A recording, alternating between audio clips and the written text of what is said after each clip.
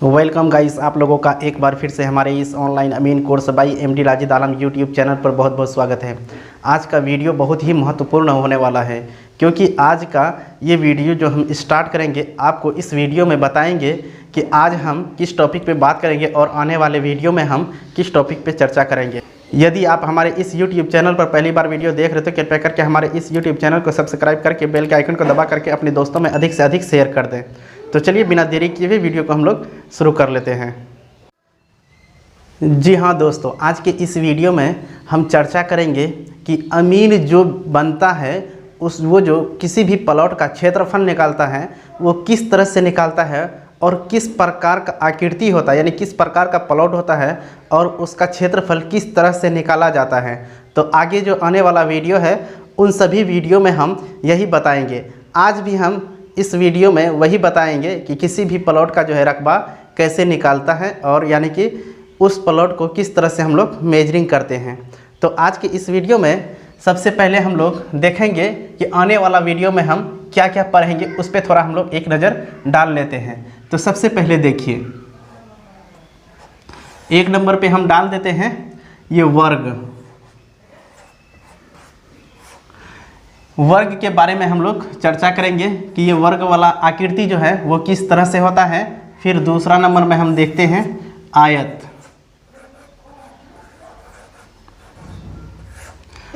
देखेंगे। फिर हम लोग तीसरा नंबर पे देखेंगे समचतुर्भुज।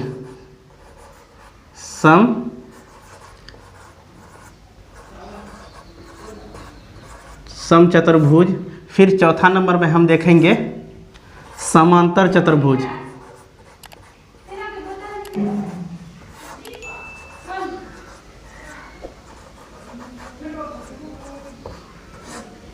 उसके बाद फिर हम पांचवा नंबर पे देखेंगे समद्विबाहु समलंब चतुर्भुज।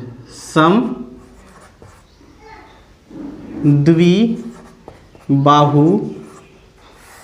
समलंब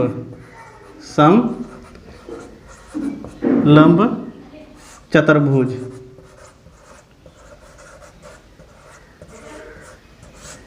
और छठा में हम लोग फिर देखेंगे पतंगाकार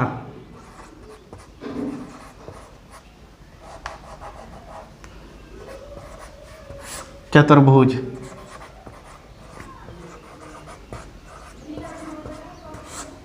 और फिर हम लोग सातवां में देखेंगे समलंब चतुर्भुज।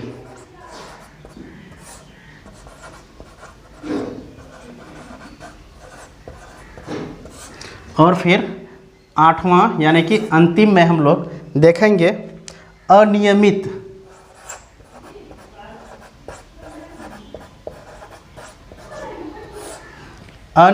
चतुर्भुज।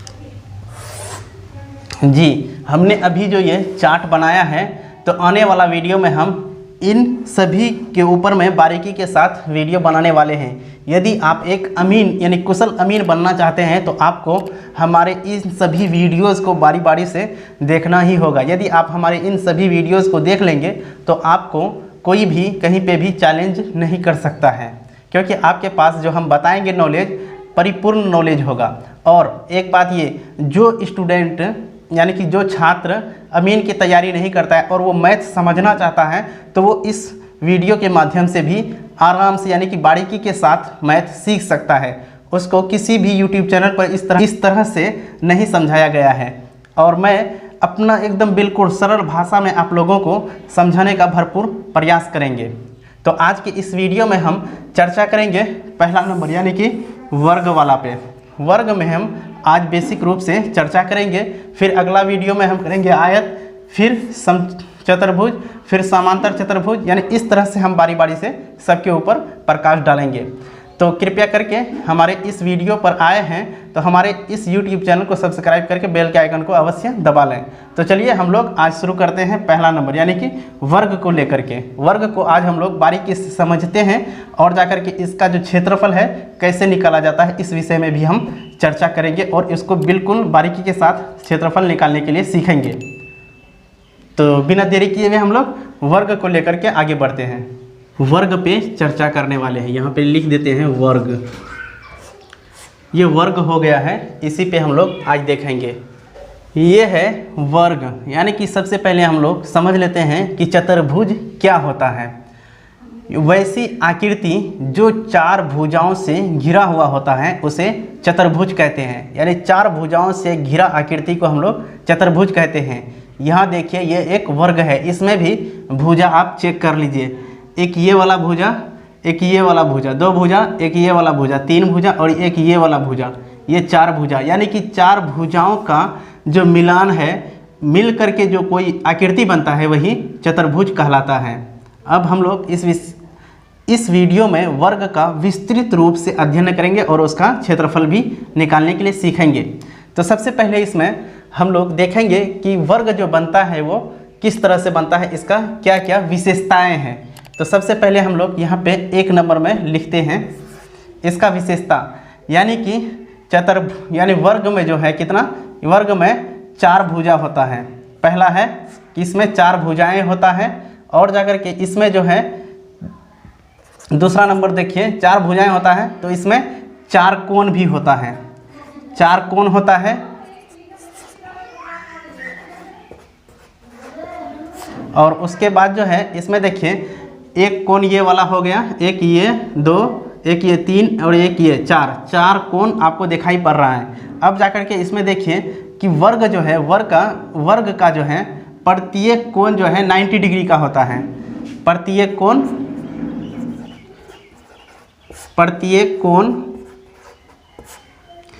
90 डिग्री का, यानी 90 डिग्री के कोण को हम लोग समकोण बोलते हैं। जैसे ये वाला कोण ये है 90 डिग्री का, और ये वाला कोण 90 डिग्री का, और ये वाला भी 90 डिग्री का है, और ये वाला भी 90 डिग्री का है। यानी इस तरह से देखा जाए तो वर्ग का जो है प्रत्येक कोण 90 डिग्री का होता है। और जाकर के इसमें चौथा पॉइंट में हम लोग चलते हैं कि देखिए वर्ग का प्रत्येक भुजा समान होता है। प्रत्येक भुजा क्या होता है, समान। प्रत्येक भुजा समान, प्रत्येक भुजा समान यानी कि प्रत्येक भुजा बराबर होता है। और जाकर के देखिए चतुर्भुज का एक गुण है कि आमने सामने भुजा के जो कोण है, यानी कि आमने सामने का कोण जो है वो दोनों का योग 180 डिग्री होगा। यहाँ पे लिख देते हैं 5वां नंबर पे, चतुर्भुज के आमने सामने के कोणों का योग हम सिर्फ लिखते हैं 180 डिग्री होता है। ये चतुर्भुज का गुण है, जो कि वर्ग में भी ये गुण पाया जाता है। अब जाकर फिर हम लोग देखते हैं इसमें 6ठा नंबर पे, इसमें 2 विकर्ण होते हैं, 2 विकर्ण। अब देखिए कि विकर्ण चतुर्भुज में जो है 2 होगा। अब देखिए यहाँ पे ये एक वर्ग है, यानी यह एक चतुर्भुज है, इसमें 2 विकर्ण होगा। विकर्ण का मतलब हुआ ये वाला कोना से ये वाला तक कोना जो है, यहाँ से यहाँ तक एक रेखा खींची जाती है, उसी को हम विकर्ण कहेंगे। यहाँ से यहाँ तक, फिर ये कोना से ये कोना तक जो रेखा खींची जाती है वही विकर्ण कहलाता है। तो हम यहाँ पे डॉट डॉट लाइन से विकर्ण खींचते हैं। देखिए ये पहला विकर्ण हो गया। तो हम यहाँ पे क्या लिखे हैं, यानी वर्ग में, यानी कि चतुर्भुज में 2 विकर्ण होता है। एक ये कोना से ये कोना एक खींचा गया, अब जाकर के एक ये कोना से ये कोना खींचा जाएगा। अब देखिए हम यहाँ पे डॉट डॉट लाइन से दोनों विकर्ण को खींच देते हैं। ये हो गया 2 विकर्ण। अब देखिए इसमें एक गुण होता है, 7वां नंबर में देख लीजिए, दोनों विकर्ण जो है एक दूसरे को समकोण पर समद्विभाजित करती हैं। कहने का मतलब हुआ कि ये वाला विकर्ण और ये वाला विकर्ण दोनों आपस में जहाँ पे कटती हैं वहाँ पे समकोण बनाता है, यानी कि 90 डिग्री का कोण बनाता है। ऐसे करके ये हो गया एक 90 डिग्री का कोण, यानी कि 90 समकोण बनाता है, लेकिन समद्विभाजित करता है। यानी कहने का मतलब ये हुआ कि ये वाला, यानी पहला जो है ये वाला विकर्ण पे अगर दूसरा वाला विकर्ण खींचेंगे तो ये दोनों आपस में आधा इधर आ जाएगा, आधा इधर आ जाएगा। इसीलिए कहा गया है कि विकर्ण जो है एक दूसरे को समकोण पर समद्विभाजित करता है। समकोण पर समद्विभाजित, समकोण पर समद्विभाजित,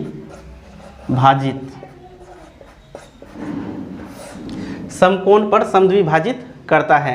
ये इसका प्रमुख गुण है। और भी गुण है, और आज इस वीडियो में, वीडियो थोड़ा लंबा होगा, सभी गुण जान लीजिए।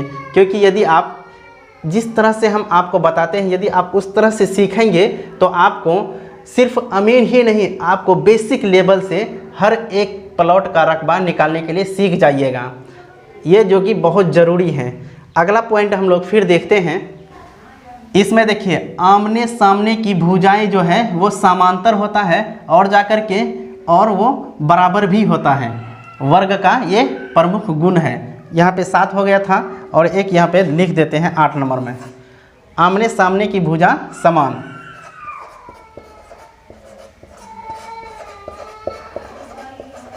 आमने सामने की भुजा समान होता है, समान होता है और बराबर भी होता है।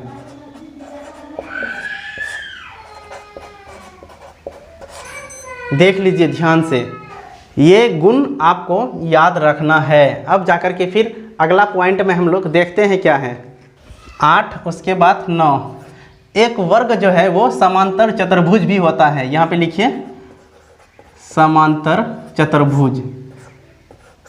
एक वर्ग जो है समांतर चतुर्भुज भी होता है। और उसके बाद 10 नंबर पे देखिए हम जो लिखते हैं, वर्ग जो है वो चक्रीय चतुर्भुज भी होता है। चक्रीय चतुर्भुज भी होता है। ये है वर्ग का प्रमुख विशेषताएं। ये आपको याद रखना है। यदि आप याद रखते हैं तो भी अच्छा है, यदि आप याद नहीं रखते हैं तो भी अच्छा है। यदि आप बेसिक से जानना चाहते हैं तो आपको इतना बातें याद रखना होगा। अब फिर हम लोग चलते हैं कि अब वर्ग का क्षेत्रफल जो निकालते हैं वो किस तरह से निकालते हैं, उसके विषय में हम लोग अब बेसिक रूप से जानकारी प्राप्त करते हैं। क्योंकि मेरा मेन मकसद है कि वर्ग का क्षेत्रफल कैसे निकालेंगे। क्योंकि हम एक अमीन है, कोई प्लॉट वर्गाकार अगर हमें मिल जाता है तो उसका क्षेत्रफल निकालना हमारे लिए ज़रूरी हो जाता है। यहाँ पे लिखिए सूत्र, सूत्र देखिए यहाँ पे लिखिए वर्ग का क्षेत्रफल, वर्ग का क्षेत्रफल, वर्ग का क्षेत्रफल होता है भुजा स्क्वायर। यानी कि यहाँ पे लिखिए भुजा स्क्वायर, ये होता है वर्ग का क्षेत्रफल। वर्ग का क्षेत्रफल होता है भुजा स्क्वायर। अब देखिए क्या है कि इसमें कोई वर्ग का कोई एक भुजा लेकर के उसी से उसको गुना कर दीजिए, जितना भी उसका एरिया आएगा वो उस वर्ग का एरिया हो जाएगा। अब जाकर के हम लोग दूसरा पॉइंट में देखते हैं वर्ग का क्षेत्रफल। फिर वर्ग का क्षेत्रफल एक ये हो गया। अब जाकर के दूसरा देखिए वर्ग का क्षेत्रफल निकालने का तरीका क्या है। 1/2 गुना दोनों विकर्णों का गुणनफल।